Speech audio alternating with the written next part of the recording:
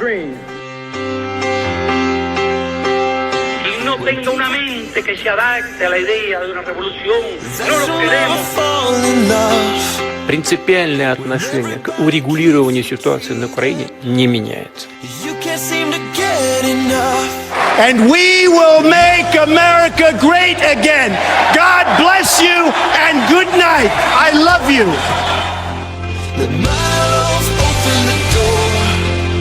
Latitud Cero. Pablo Sánchez Olmos. Onda Cero.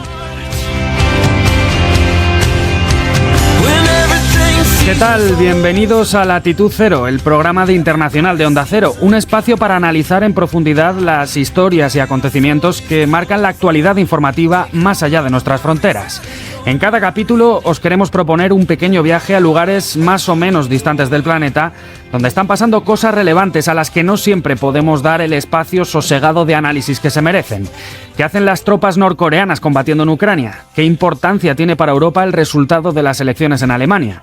¿Qué supone para el mundo la victoria de Donald Trump? ¿Hacia dónde se encamina el conflicto en Oriente Próximo?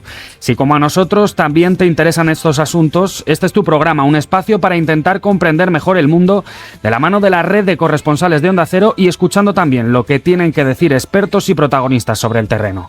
Soy Pablo Sánchez Olmos y hoy en Latitud Cero, El Salvador de Bukele, el país que venció a las pandillas. A ver cuánto tiempo duran sus homeboys allá adentro. Les juro por Dios que no comen un arroz. Y no me importa lo que digan los organismos internacionales, que vengan a proteger a nuestra gente. Que vengan a llevarse a sus pandilleros.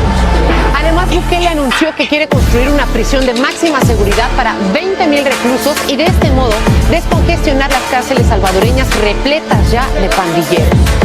Del país más peligroso, lleno de pandillas tétricas, a ser el más seguro de toda la... De ser uno de los países más violentos del mundo a uno de los más seguros del continente americano. La transformación de El Salvador en los últimos 6 años es radical.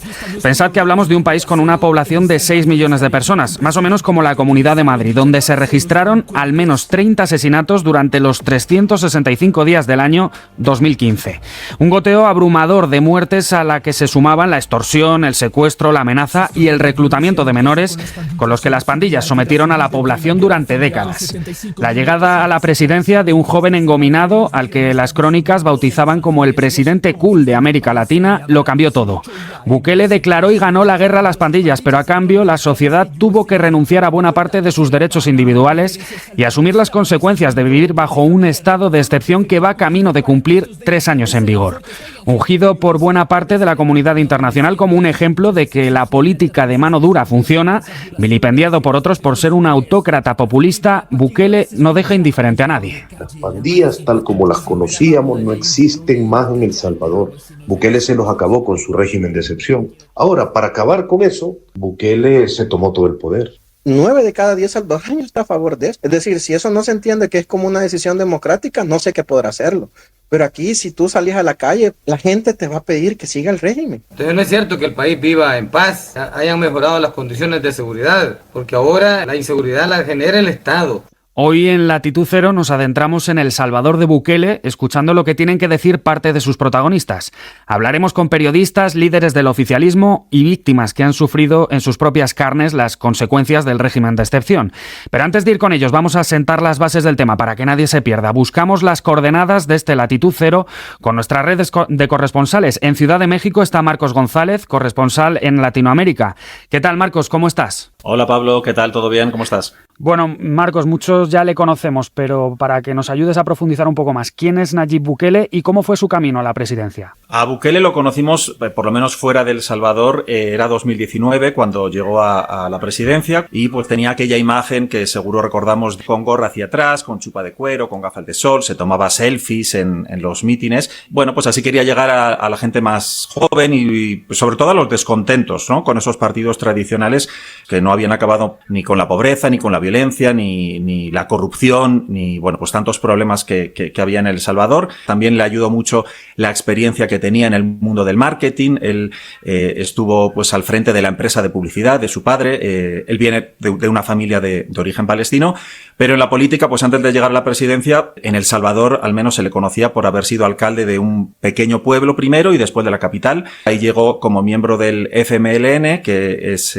pues el partido de izquierda que surgió a partir de las guerrillas, pero bueno, pues tuvo desencuentros, discrepancias, así que al final fue expulsado del partido y ya fue después que se convirtió en líder de Nuevas Ideas, que es el partido con el que gobierna y con el que tiene además control absoluto también en el Congreso. Como nos cuentas, este político outsider, rebotado de algunos partidos tradicionales, el 3 de febrero del 2019 gana las elecciones con el 53% de los votos y el 1 de junio es investido presidente. ¿Qué podemos destacar de ese primer mandato, que ha sido muy largo y complejo?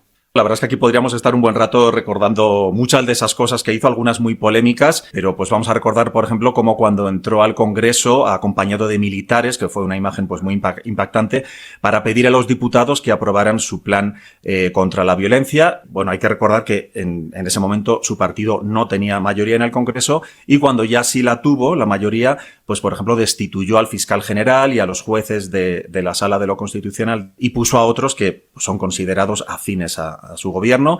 También hay que recordar cuando se convirtió en el primer país del mundo que reconocía, ¿no?, el Bitcoin como moneda oficial junto al dólar, pero pues sobre todo, sin duda, hay que destacar, ¿no?, la lucha contra las pandillas. Y en este tiempo ha habido miles de detenciones, las calles se han militarizado, se inauguró también en un tiempo récord esa conocida como megacárcel, que Bukele la presentó como la más grande de América y además presumía de las condiciones tan precarias en las que viven los presos. Y bueno, pues esto ha llevado a que se dé por hecho la práctica desaparición o la desarticulación de las pandillas, pero pues también hubo y sigue habiendo muchísimas críticas por vulneraciones de derechos humanos, detenciones de inocentes bajo este estado de excepción. Y ya para terminar, Marcos, si te parece, vamos a hacer un pequeño repaso de las cifras de esta guerra, porque no es fácil hacer un balance cuando tenemos dos bandos, las ONGs de un lado, el gobierno de otro, desmintiéndose mutuamente. ¿Cómo avanza El Salvador según las cifras? La primera cifra que hay que apuntar sin duda es la de los homicidios, pues de ser, como decíamos, el país más violento del mundo. En 2015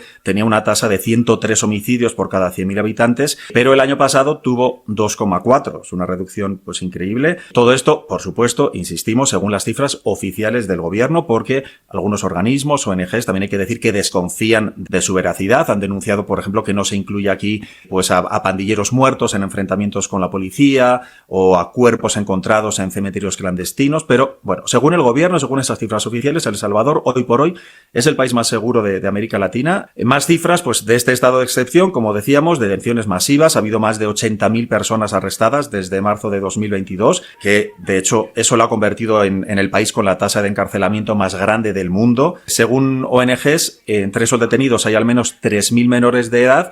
Y bueno, pues tras miles de denuncias de violaciones de derechos humanos, de detenciones arbitrarias, Bukele también ha reconocido hace poco que al menos 8.000 de esos detenidos al final realmente eran inocentes y que acabaron siendo liberados. Otra cifra también importante, creo, la de la popularidad de Bukele. Es el presidente más popular de América Latina y las cifras de aprobación siempre suelen rondar como el 90%. Un 24 de julio, Nayib Bukele nació.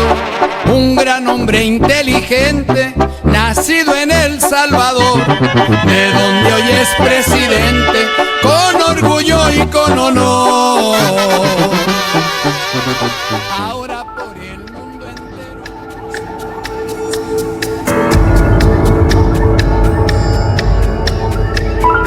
El niño está solo y necesitado en un país que, tras intentar malamente dialogar, ha vuelto a su verdadera esencia: guerrear, reprimir, odiar.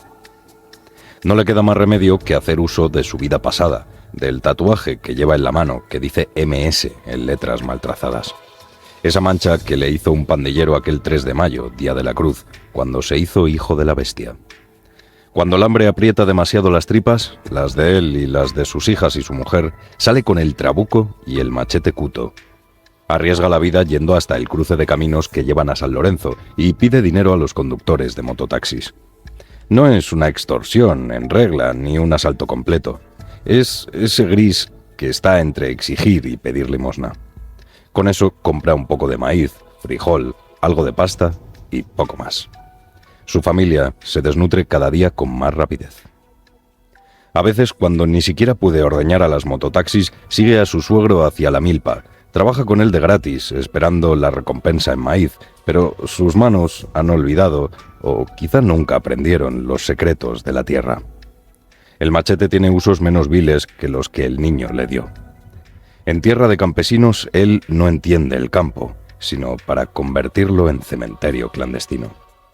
El niño de este relato es Miguel Ángel Martínez y su historia, recogida por los hermanos y periodistas Juan José y Óscar Martínez en el libro El niño de Hollywood, resume un viaje de ida y vuelta que, como él, hicieron muchos otros pandilleros a Estados Unidos, primero como emigrantes y luego como deportados. Ahora vamos a profundizar un poco sobre este fenómeno, sobre sus orígenes, consecuencias y la guerra declarada y ganada por Nayib Bukele. Al otro lado de la línea, desde San Salvador, nos escucha ya el redactor jefe del Faro, autor de este y otros libros claves para comprender lo que está ocurriendo en el país centroamericano.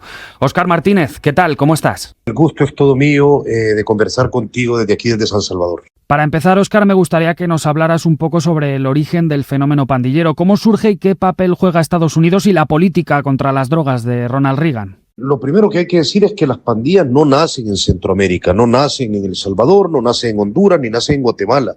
La Mara Salvatrucha 13, la pandilla más reconocida en el mundo, aquella que ha estado en boca del mismísimo Donald Trump en todas sus campañas presidenciales, no nace en El Salvador. Y el Barrio 18, su pandilla rival, con la que aún mantienen una guerra en Honduras o en Guatemala, tampoco nace en Centroamérica. Estas pandillas son producto de la migración, principalmente de la migración ocurrida durante los años 80, cuando El Salvador tenía una cruenta guerra civil que termina en 1992 y Guatemala también tenía conflictos internos que terminan en 1996 y Honduras se encontraba en medio de esa situación bélica que ocurrió después de que los sandinistas tomaran el poder en Nicaragua. Entonces, esto genera una enorme migración, un desplazamiento. Solo en El Salvador, un país de 21,000 kilómetros cuadrados, un desplazamiento de más de 80,000 personas que dejan El Salvador y evidentemente se van buscando los dólares hacia el sur de Estados Unidos, concretamente hacia California, donde además el castellano era una de las lenguas o la lengua que más se hablaba entre la comunidad migrante. Pero en aquel momento California era la capital de las pandillas. Tenía 64 pandillas de origen asiático, negro, latino, supremacistas, blancos, etcétera. Y en aquel momento a las nuevas migraciones no les reciben en ninguna de estas pandillas. La Mara Salvatrucha 13, que tiene una historia diferente al Barrio 18, surge como una reacción alérgica al entorno. Como una forma de protegerse de estos nuevos migrantes, crean esta organización. Ahora, mucho más allá de Donald Reagan y de su lucha contra las drogas y del miedo que tenían a que el crecimiento de la izquierda, como había ocurrido en Nicaragua, subiera por Centroamérica y cómo invirtieron millones de dólares financiando a un ejército como el salvadoreño durante la guerra civil, que era un ejército asesino. Un ejército que participó en el asesinato de Monseñor Romero y en la masacre del Mozote, la masacre más numerosa de la que se tenga recuerdo en los últimos al menos 70 años en el continente. Entonces, eso llevó a que financiaran una guerra asesina, una guerra donde el ejército torturaba, que invirtieran $1 millón en ese ejército que ocupaba esas técnicas de contrainsurgencia que no respetaban ningún derecho humano y que esencialmente generan esa enorme migración masiva de salvadoreños que, como lo expliqué al inicio, termina en California dando creación a las pandillas. Pero luego hay otro elemento importante, y cuando Estados Unidos descubre que esa pandilla recién creada, principalmente la Mara Salvatrucha, tenía un nivel de violencia elevado, muchos de esos muchachos que apenas tenían 14, 15 años, venían de combatir en la montaña debido al reclutamiento forzado del ejército financiado por Estados Unidos. Y terminan convirtiéndose en una pandilla criminal muy violenta en el sur de California, principalmente en la ciudad de Los Ángeles.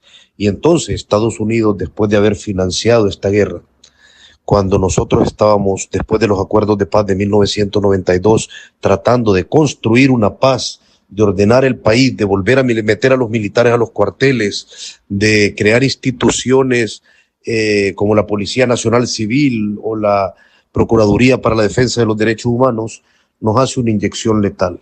Deporta cerca de 4.000 pandilleros de las calles de California a las calles de Centroamérica. Y entonces empezó la centroamericanización de las pandillas. Entonces empezó el crecimiento brutal de estas organizaciones que llegaron a tener, por ejemplo, en El Salvador, un país de 6.5 millones de habitantes, 75.000 miembros. En tu libro Los muertos y el periodista describes muy bien el clima de violencia que se vivía en las calles de El Salvador durante los años más duros del conflicto pandillero. ¿Podrías hacernos un breve relato de ese ecosistema? ¿Qué retos suponía para un ciudadano común? Bueno, en los años donde las pandillas tenían un control absoluto de las calles de El Salvador o de algunas calles de El Salvador, esto ocurre al menos hasta el año 2020, los salvadoreños cruzaban fronteras de guerra diario, es decir, voy a poner un ejemplo muy literal. En el centro de San Salvador, que son 250 cuadras por donde transita gran parte del país, porque las rutas de autobuses del interior llegan ahí para que los salvadoreños que vienen a trabajar a la capital vengan, trabajen y regresen al interior por las tardes, donde se concentran también las zonas asequibles de diversión para la clase más popular, mercados, bares donde la cerveza es barata e incluso centros de prostitución. En esas zonas donde convivían 5 subclicas o subgrupos de la Mara Salvatrucha y una cancha grande del barrio 18, había salvadoreños que para llegar de un punto a otro, en lugar de recorrer 100 metros de una cuadra, daban una vuelta de 1 kilómetro para no tocar territorio de la pandilla contraria. Gente que no eran pandilleros y no tenían nada que ver con las pandillas, estaban adscritos a la zona de la pandilla que los controlaba. No podían pasar de 2 cuadras más allá para vender un plato de comida. Había lugares en el centro de San Salvador, como en todo el país, donde una pandilla controlaba un lado de la acera y la otra controlaba el otro lado de la calle, es decir, la otra acera, donde 10 metros te dividían de una zona a otra y donde había constantes balaceras y enfrentamientos entre las pandillas. Esa era una de las características. La extorsión estaba empleada, pagaba extorsión la señora que vendía tomates y también pagaba extorsión la gran empresa internacional que con sus camiones repartidores quería llevar un refresco embotellado a una tienda del país. Los cementerios clandestinos. Este país todavía estará sembrado de muertos. Es imposible que se hayan encontrado ya todos los cadáveres que las pandillas enterraron en zonas del interior, en zonas boscosas, en cañaverales. Las pandillas eran un estado paralelo. Tomaron el control de aquellos lugares donde el Estado lo dejó. Sin duda alguna marcaron la vida y la muerte de decenas de miles de salvadoreños. Lo cierto es que varios gobernantes trataron de acabar con el fenómeno en el pasado, sin mucho éxito. Entonces aparece Bukele, aunque a priori no aplica una política de mano dura. ¿Crees que estaba dentro de sus planes desde el principio o que fue algo sobrevenido? Bukele, que ahora se vende como un político de derecha que apoya a Trump y que da conferencias en el Heritage Foundation en Estados Unidos, era alguien que se vestía de rojo y que utilizaba los íconos del Che Guevara y que felicitaba el progreso en la Nicaragua de Daniel Ortega. Bukele es más un oportunista que un hombre de ideología firme. Él va cambiándose de camisa según le convenga y eso está plenamente demostrado.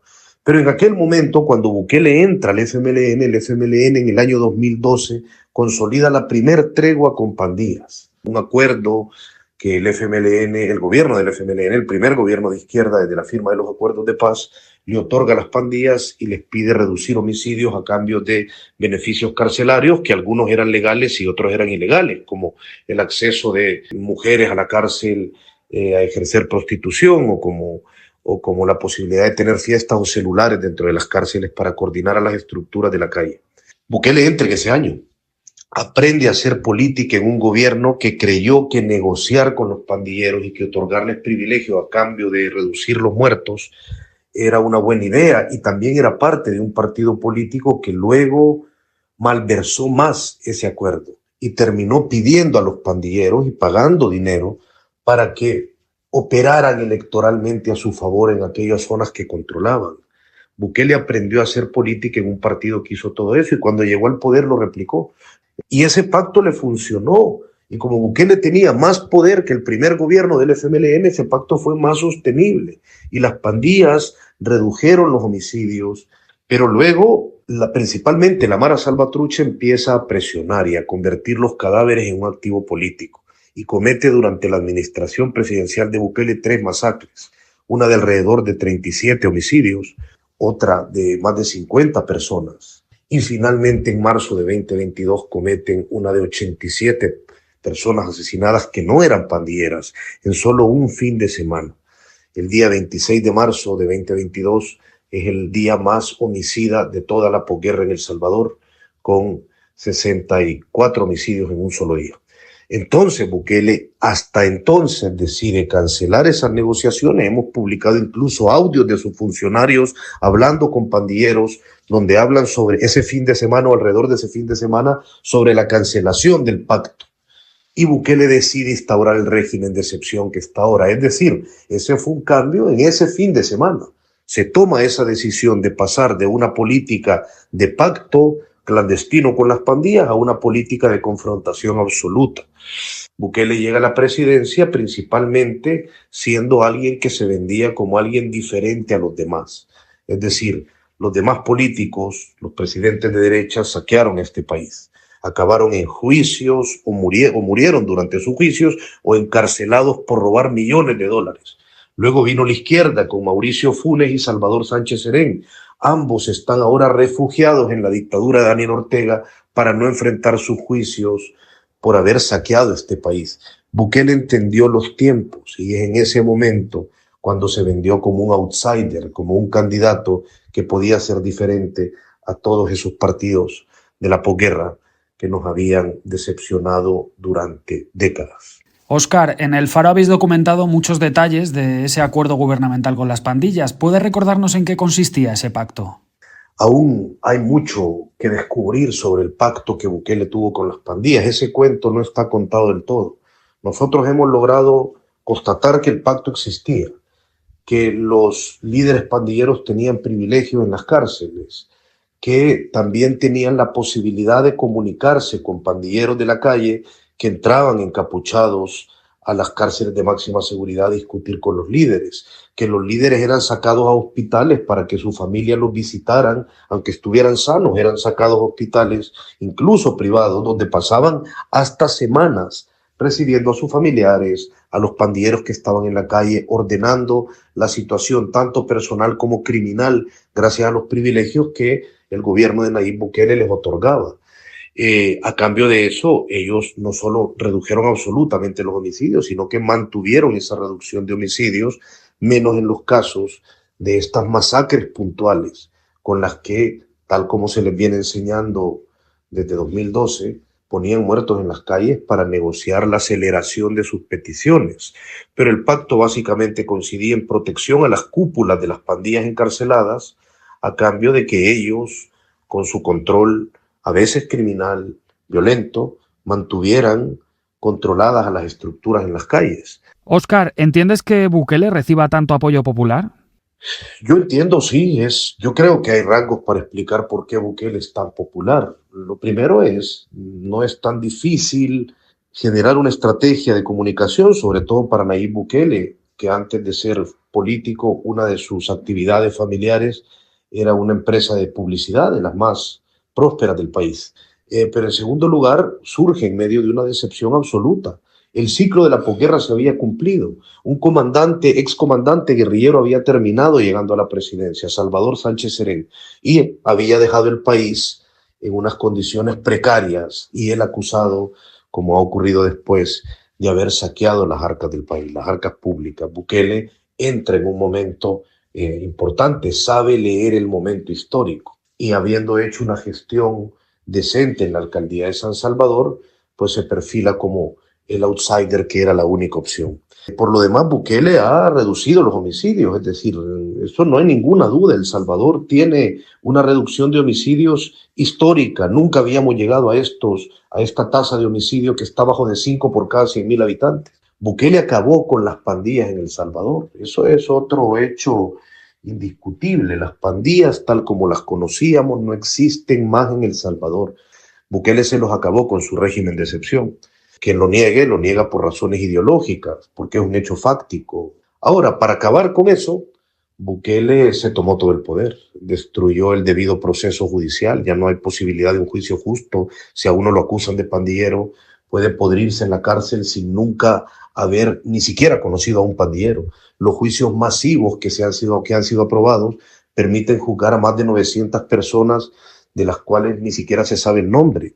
Se permite que la policía capture a quien quiera con, en algunos casos, argumentos tan débiles como que mostró nerviosismo, tal como lo descubrimos tras revelar 600 expedientes secretos del régimen de excepción, impuso secreto sobre todos los juicios y ha encarcelado a 1 de cada 57 salvadoreños. Modificó toda la estructura de los jueces para tener control sobre ellos y terminó también con la división de poderes. Bukele controla el poder judicial, Bukele controla al poder electoral, Bukele controla al poder legislativo en una mezcla de elecciones populares democráticas y de utilización de esos poderes que ganó para modificar las reglas ilegalmente a su favor, como por ejemplo para permitir su reelección.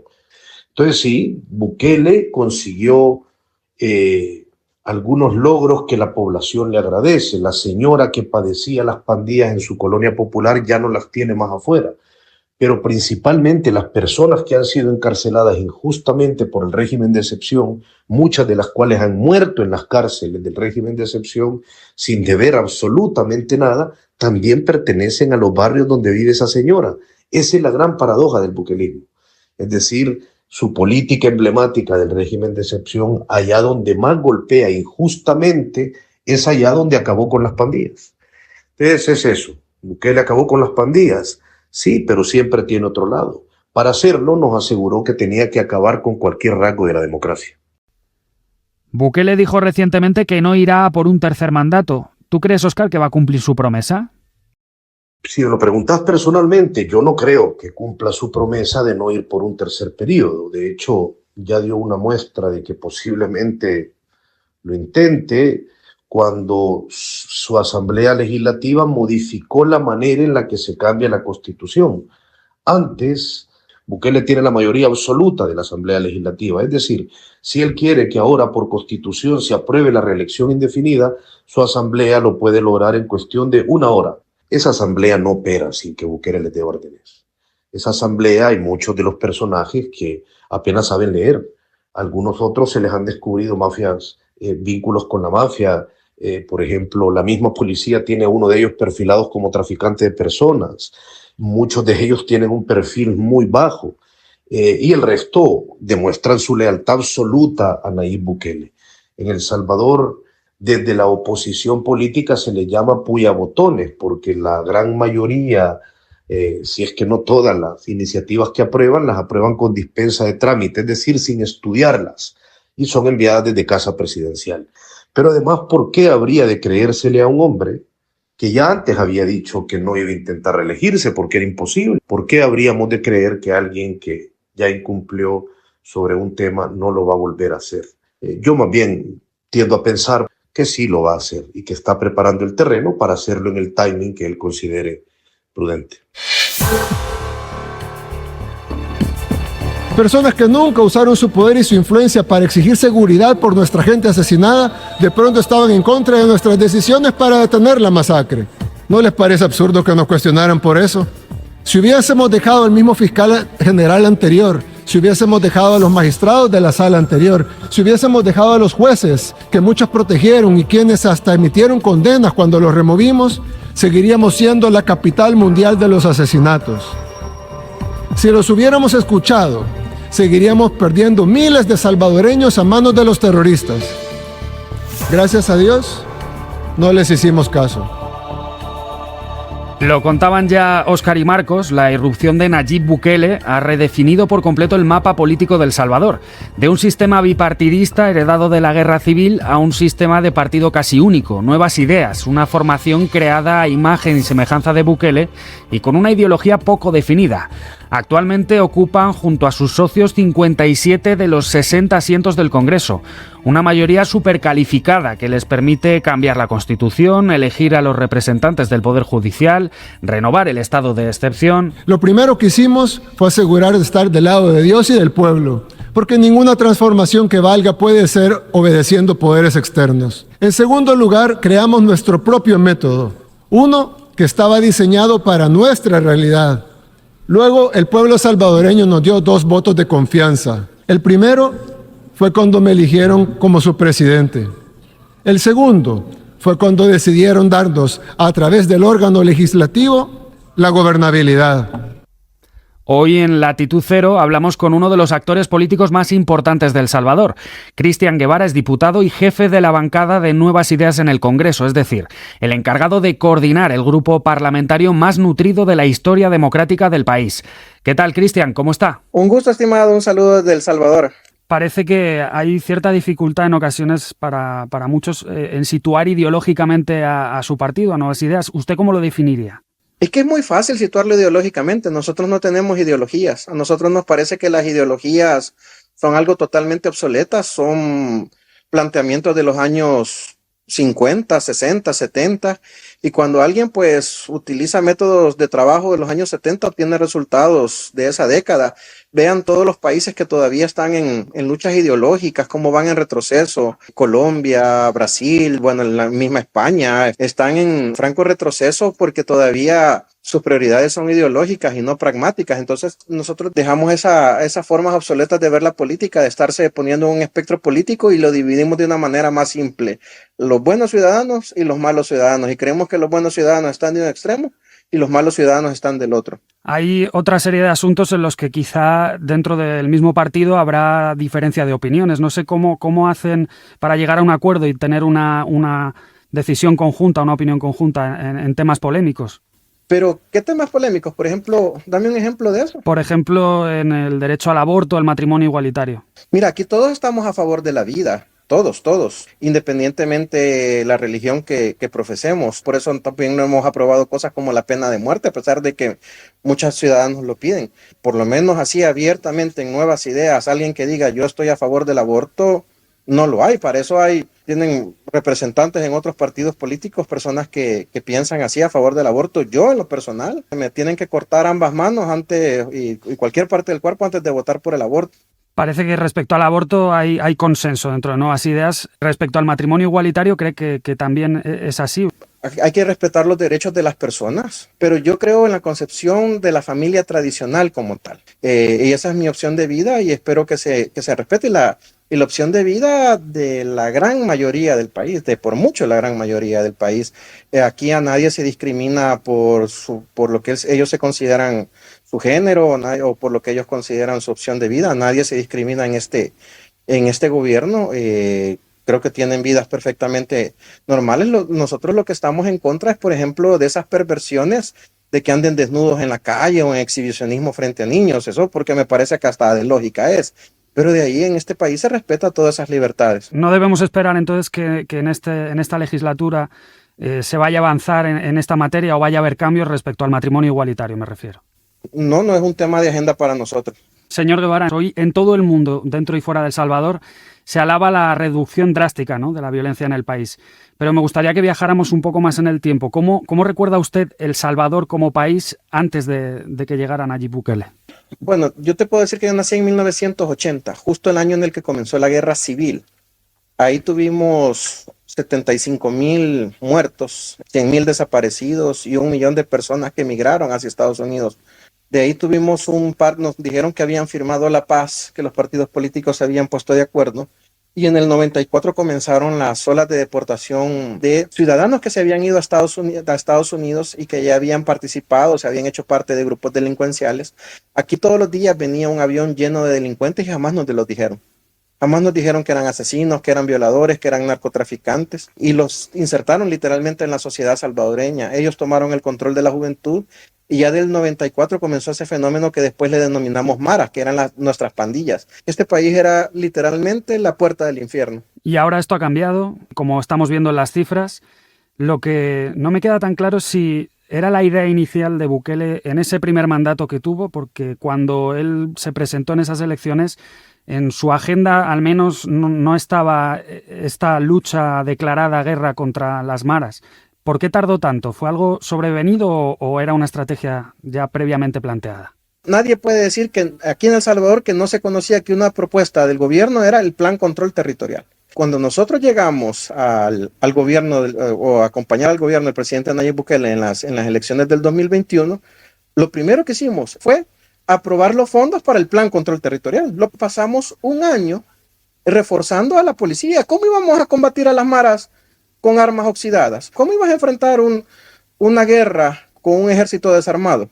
Entonces nosotros pasamos ese año reforzando al ejército y a la policía, y también se dio la situación de que muy probablemente tal vez se aceleraron los planes porque tuvimos el Viernes Negro, que tú también puedes verificar, en las que nos mataron a 83 salvadoreños. ¿Se podría haber luchado esta guerra sin los poderes especiales del estado de excepción? No se pudo haber luchado porque, digamos, aquí los salvadoreños ya tenían identificado, denunciado, y era un sistema judicial que había muchas veces dadole 20 oportunidades a esos criminales. Entonces, el sistema judicial con las condiciones normales no hubiera podido soportar esa carga que le llegó inmediato de una gran cantidad de sospechosos acusados de pertenecer a las pandillas o al crimen organizado. Por eso se mantiene también hasta el día de hoy, para garantizar que todos esos procesos se terminen y que ya sea el sistema judicial el que determine si una persona es culpable o no lo es, como pasa en cualquier país del mundo. ¿El sistema judicial y de prisiones cree que está lo suficientemente dotado para asumir todas las consecuencias de esta lucha que están llevando a cabo? Yo creo que como en todo país podría estar mejor, no lo dudo, como en cualquier otro país podría mejorar, pero creo que ha funcionado hasta el momento. También dio la vuelta al mundo las imágenes del CECOT, que ha sido este centro que ha abierto Nayib Bukele para acoger a los pandilleros más peligrosos. ¿Qué importancia ha tenido la construcción de este centro para seguir con la lucha que está llevando a cabo el gobierno? En varios sentidos. Primero, ha vuelto más eficiente el sistema carcelario. Es mucho más eficiente, fácil y económico y con mayores garantías mantener un megacentro penitenciario que tener 30 penitenciarías regadas por todo el país, pequeñas. Segundo, ha cortado las comunicaciones neurálgicas entre los líderes de las pandillas con los pocos pandilleros que aún quedan afuera, y por lo tanto ellos no han podido reorganizarse. Tercero, también nos ha permitido un mayor control del sistema penitenciario como tal. Y cuarto, creo que es un mensaje para la sociedad salvadoreña, que lo que les espera a los delincuentes no es una vida de lujo, sino una vida de penurias dentro de un sistema penitenciario que es extremadamente duro, así como fueron duras las condiciones en las que ellos tenían a la sociedad salvadoreña. Recientemente, 12 ONGs han denunciado ante la Corte Interamericana 530 casos de torturas, homicidios y desapariciones bajo el régimen de excepción. No ha sido la única. En los últimos años, otras organizaciones humanitarias han presentado denuncias similares.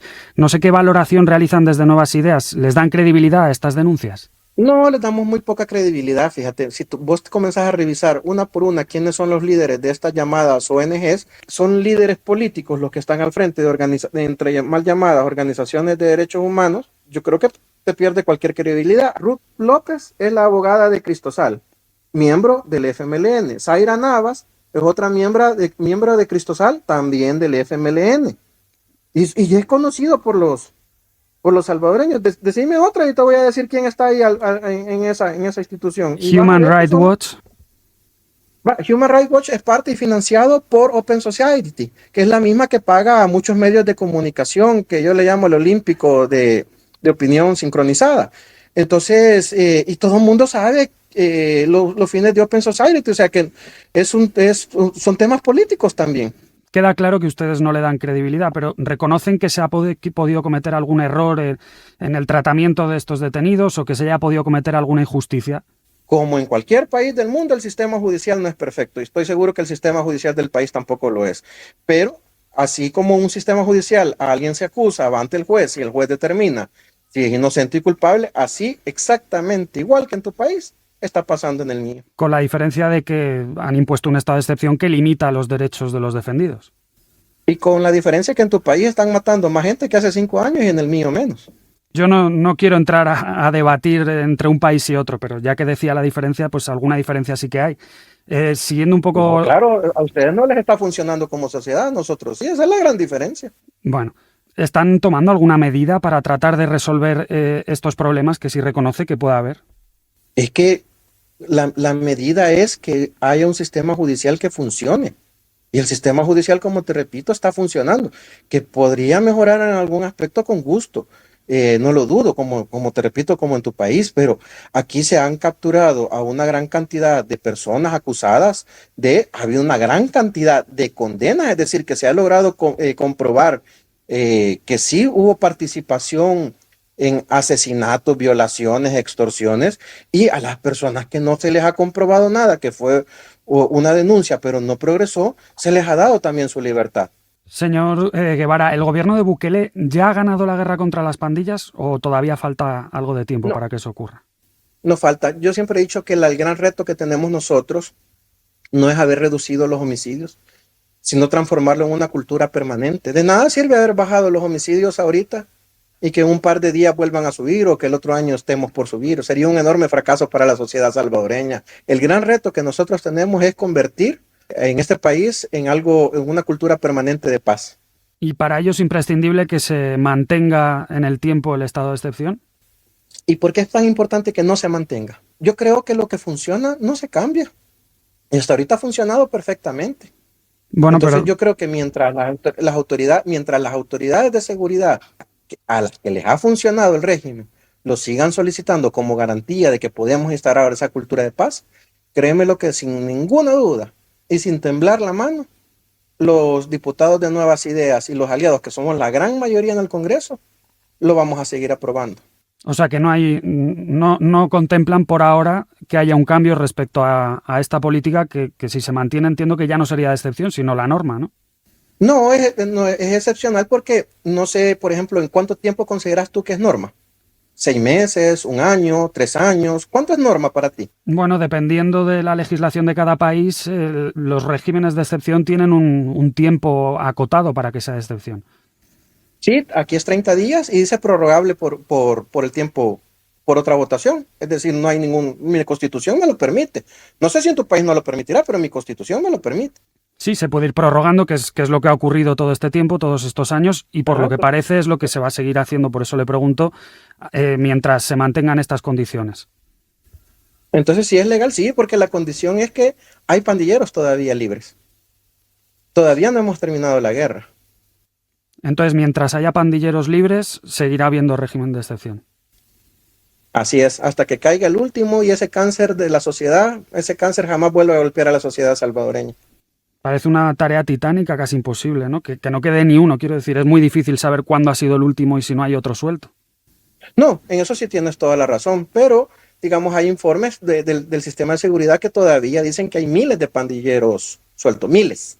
¿Me entiendes? Entonces me parecería gravísimo que sabiendo que hay miles todavía de pandilleros libres, nosotros no tuviéramos la lógica de seguir aprobando el régimen de excepción. Cuando ya el informe de seguridad diga que están reducidos a una cifra tan insignificativa que es imposible su regreso, con gusto lo hacemos. Desde luego parece que la población salvadoreña valida completamente estas políticas, como han demostrado en las últimas elecciones. El apoyo a Bukele es total en El Salvador prácticamente. Sí, es que no es un tema también de que hay 57 manos que dicen sí y hay 6 millones de salvadoreños que dicen no. 9 de cada 10 salvadoreños está a favor de esto, 9 de cada 10. Es decir, si eso no se entiende que es como una decisión democrática, no sé qué podrá hacerlo. Pero aquí, si tú salías a la calle, Pablo, y le preguntas a cualquiera, especialmente en las comunidades asediadas por las pandillas, la gente te va a pedir que siga el régimen.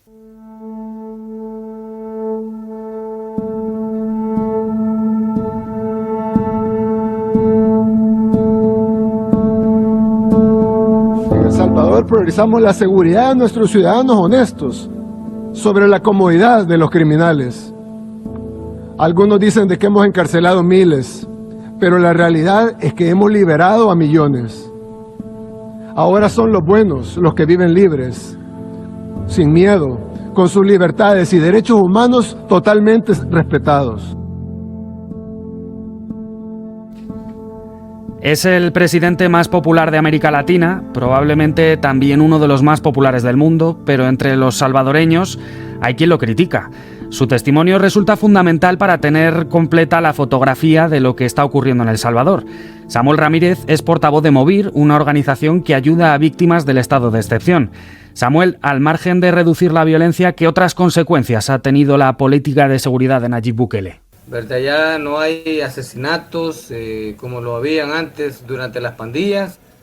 Por supuesto que se ha mejorado, pero ahora el victimario es el régimen de excepción. El hecho de tener más de 80.000 personas capturadas sin el debido proceso, muchos de ellos sin ningún delito que perseguir, y que 2 años después, más de 2 años, la fiscalía no encuentra cómo condenarlos porque no tienen delito, creo que esa es otra forma de violencia también para El Salvador. Entonces no es cierto que el país viva en paz, hayan mejorado las condiciones de seguridad, porque ahora la inseguridad la genera el Estado. Una de las víctimas asistidas por Movir es Mario Alberto Martínez. Su caso es paradigmático porque reúne buena parte de las deficiencias e injusticias que provoca este estado de excepción perpetuo. Hablamos de un ex pastor evangélico de 63 años, profesor y subdirector de una escuela del extrarradio de San Salvador, que fue detenido injustamente, acusado de un asesinato que nunca cometió el 5 de abril del 2023. Aunque en realidad su calvario empezó 5 meses antes, cuando su hija fue detenida bajo acusaciones vagas e infundadas. La lucha de Mario Alberto por intentar liberarla terminó con él y con su otro hijo entre rejas. Mario Alberto, ¿qué ocurrió el 11 de noviembre del 2022? El 11 de noviembre del 22, pues llegan a la casa pues unas patrullas y se llevan a mi hija, ¿verdad?, cautiva. Entonces se dio ese fenómeno, y digo esto sencillamente porque mi hija es una persona muy decente, una muchacha muy apartada, muy trabajadora, ¿verdad? Y se la llevaron sin ningún tipo de argumento, pues solamente usted es fulana de tal, sí, pero entonces usted queda detenida. Y en la casa, ¿cómo es eso? En la casa sin orden de captura, para que después aparezca en el escrito de los policías que ya la agarraron en la calle, en un centro comercial. O sea, ¿cómo es posible eso? Pues un poco de mentiras para hacer cosas prohibidas, especialmente pues la policía, que es la gente que pues prácticamente tendría que trabajar para cuidar la población, y en este momento pues ellos han estado haciendo lo contrario, han sido enemigos del pueblo. Usted batalló durante mucho tiempo para tratar de liberarla. ¿Cuánto tiempo pasó encarcelada su hija? Mi hija pues poco tiempo, ¿verdad? Fueron 6 meses, nada más, digo, como que 1 día, 2 días ya es una penumbra. Es algo difícil estar en una celda o en una Bartolina, ¿verdad?, asquerosa, que con los hacinamientos y todo eso. A partir del mismo día que se la llevaron, luché por ella y pues fue bastante difícil, fue estéril pues el resultado, ¿verdad?, porque iba a fiscalía, nada, fue a la procuraduría, rechazado, hacían caso omiso de todo. Yo luché hasta el día que me metieron preso, que fue el 5 de abril. Uh-huh. Y tras esos meses de batalla por intentar liberar a su hija, el 5 de abril del 2023 le detienen a usted. Yo entiendo que fue por esa situación, ¿verdad? Porque yo pues salí en las redes sociales e hice pues manifiesto y público la denuncia. Incluso pues yo manifesté que había denunciado a los policías. De hecho sí lo hice, porque yo pude ver el ONI de los policías que hicieron eso. Y pues ese día 5 de abril llegaron a mi casa. En ese momento ellos aprovecharon de que había habido un asesinato cerca de la casa. Entonces ellos llegaron directamente a mi casa y ellos me dijeron de que sí había participado en el asesinato, y yo pues me puse a reír y les dije, ¿cómo van a poner a creer ustedes, verdad? Entonces me dijeron pues que iba a quedar detenido, y que como yo tenía unos números anotados ahí en la pared, ¿verdad?, de Fiscalía, Procuraduría, Derechos Humanos y todo eso. Entonces ellos me dijeron, vaya, hoy sí le van a servir a usted, me dijo, todas estas organizaciones que tiene aquí, usted queda detenido. Claro, ¿verdad? Les dije a ellos, no, yo sé por qué me llevan ustedes a mí. Mi hijo no estaba en ese momento, pero de repente aparece cuando ya estaba yo en la patrulla, ya me habían subido. Y le dicen, porque llevan a mi papá es una persona decente, es una persona ocupada, y se han equivocado con él. Subite vos también, y eso le bastó para que estuviera ya casi los 2 años preso. Ahorita no ha salido todavía. Más de 2 años preso su hijo, solo por salir en ese momento a defender a su padre y preguntar que por qué se lo llevaban. El 5 de abril cumple 2 años. Cumpliría 2 años de esa fecha que se dio ahí, ¿verdad? Exacto. Y en ningún momento a su hijo ya veo que no, pero a usted tampoco le dieron una orden de captura ni un motivo, más que la supuesta vinculación con el asesinato. No, y lo risible es que después de que llegaron otra vez a ver si se llevaban a mi esposa también, pues ella se escapó, no la agarraron, pero fue una violencia terrible pues contra la familia ese día. Y resulta pues de que estando nosotros ahí en la Bartolina, dicen, ustedes no tienen nada que ver en el asesinato. pero van a quedar detenidos por el régimen. O sea, ¿y cómo es eso? Pues yo no entiendo qué es esa expresión, pues, por el régimen. Así se No lo dijo el entiendo, policía. así me lo dijeron los policías que llegaron a ponernos la esposa y nos metieron ya a la Bartolina de un solo. De ahí pasaron al centro penal Ilopango. ¿Cómo era ese lugar? Nosotros entramos, ¿verdad?, al portón de ese penal y fue entrando a los 10 metros, nos estaban esperando ahí unos peluqueros, los cuales así de manera brusca nos agarran y nos quitan el pelo a la raíz, ¿verdad? Y ya teníamos que andar con las manos en el cuello, agachados atrás de los custodios, y ellos con el garrote con ganas de pegarle a uno y adentro. Y nos llevaron pues a un lugar donde estaban pues haciendo chequeos médicos, ¿verdad? Entonces ese mismo día regresan a mi hijo porque él tenía la presión alta. Entonces lo regresaron otra vez al penalito, pero déjeme decirles de que él me cuenta después, porque luego nos vimos otra vez en el penal de Ilopango, él me cuenta de que los policías, cuando lo regresaron otra vez para la Bartolina, le dijeron a él, mira, le dijeron, el caso de ustedes nadie lo quería agarrar, porque saben de que son mentiras. Ahí han andado regalando ese caso, nadie lo quería. Les demuestra también que llevaban tiempo detrás de ustedes y que les costó más de la cuenta porque nadie quería detener a alguien que sabían que era inocente. Sí, por supuesto, ¿verdad? Por supuesto, éramos inocentes y éramos personas muy reconocidas ahí en la comunidad. Todo el mundo me conocía, incluso los mismos policías ya me conocían a mí. Dentro del centro de detención, ¿sufrió torturas? Mire, yo de manera personal no sufrí ninguna tortura, bendito sea Dios por eso, ni tampoco mío. Mío solamente fue un macanazo que le dieron en las costillas, ¿verdad? Pero sí vimos cuando agarraron a la gente a macanazos, eso fue en Ilopango. Yo vi ahí cuando la gente la colgaron, ¿verdad?, de unas redes, esposados, ¿verdad?, solo con unas pinganillas ahí, 2 horas, 3 horas, 6 horas, colgados, y esta gente pues casi se desmayaba ahí, deliraba pues, y lloraban como que eran bebés. Yo soy testigo de que a 3 muchachos, unos custodios los agarraron a patadas, a puntapiés en las costillas, les daban duro. Y los muchachos caían al suelo y ellos los agarraban a patadas porque yo sentía que los iban a matar en ese momento ahí. Estos muchachos desaparecieron después, ya no los volví a ver. Entonces ahí estuvimos un mes. Salimos de ahí el 7 de mayo del 23, salimos de ahí del penal de Ilopango. Fue el día de más tortura porque nos esposaron bien socados, nos pusieron las esposas, pero socadas a manera de partirnos las muñecas. Nos esposaron a las 6 de la tarde.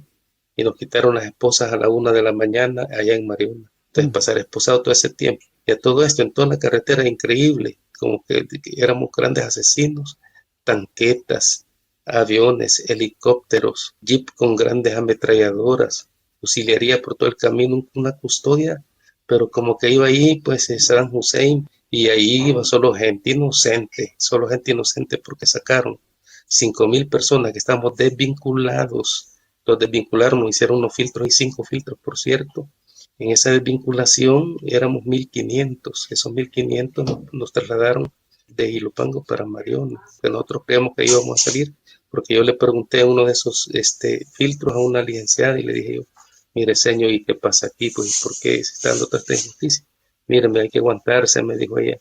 Esto ya va a pasar, don Mario, ustedes que son desvinculados ya los van a sacar, ya unos días los van a sacar. Y en esos días a mí se me hicieron 7 meses.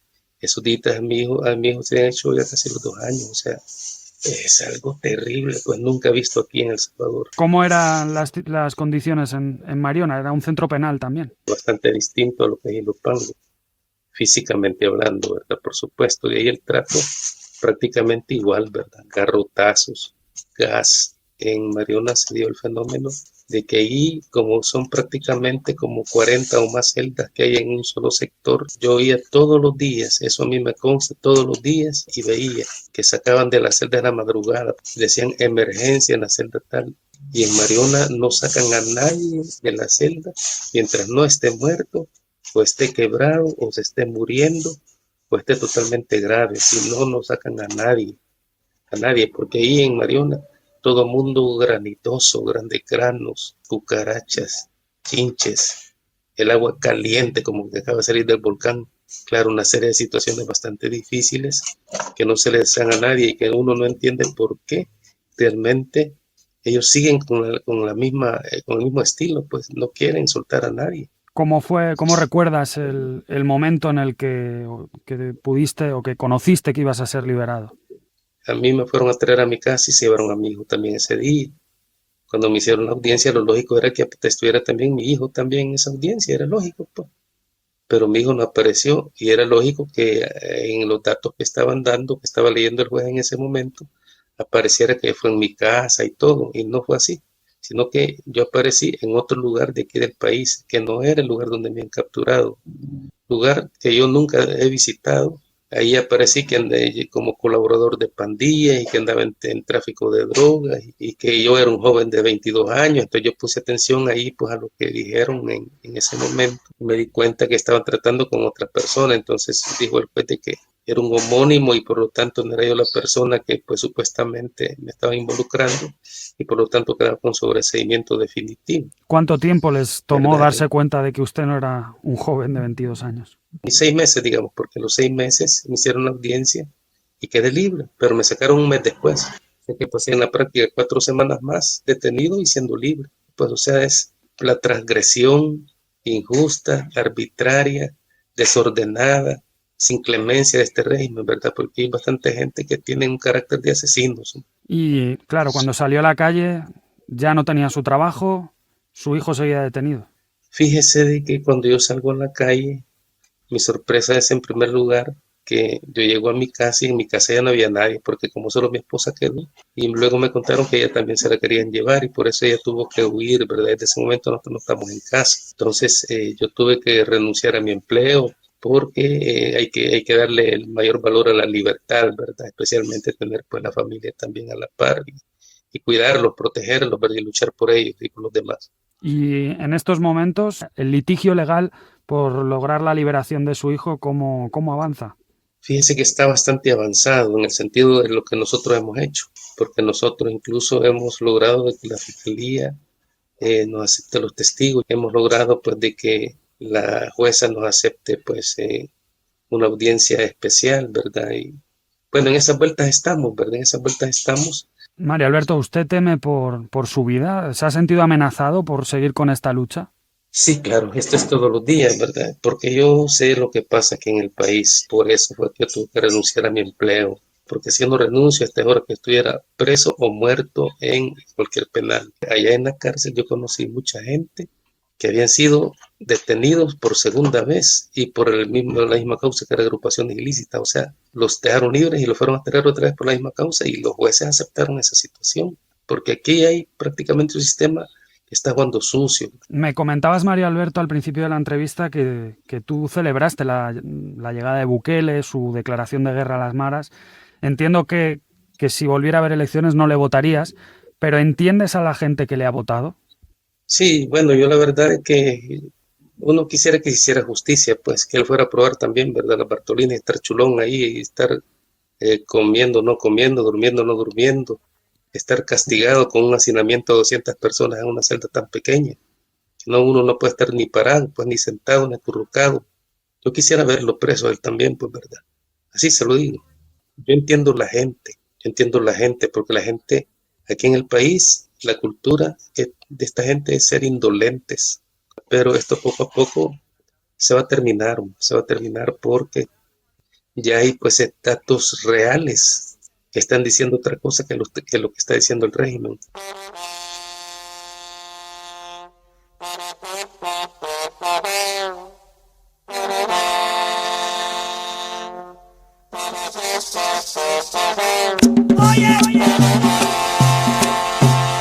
Nueve de cada 10 salvadoreños le apoyan, ha logrado derrotar a las maras y reducir al mínimo los índices de violencia, pero a cambio ha convertido el estado de excepción en una norma que le otorga poderes plenipotenciarios y que vulnera al mismo tiempo los derechos de parte de su población. A final de cuentas, la pregunta que subyace en todo este asunto es la misma que se hizo Maquiavelo. ¿El fin justifica los medios? Si usted fuera salvadoreño, ¿apoyaría a Bukele? En la última hora hemos tratado de ofrecerles todos los puntos de vista de esta historia. Las conclusiones son suyas. Aquí cerramos este Latitud Cero realizado por José Luis López Galindo y escrito y dirigido por quien les habla, Pablo Sánchez Olmos, y con la participación también de Pablo Martínez Gugel. Les dejamos ahora con La vida loca, tema principal del documental homónimo sobre las pandillas en El Salvador, que desde aquí les recomendamos. Un saludo y feliz 2025. Latitud Cero. Pablo Sánchez Olmos, Onda Cero.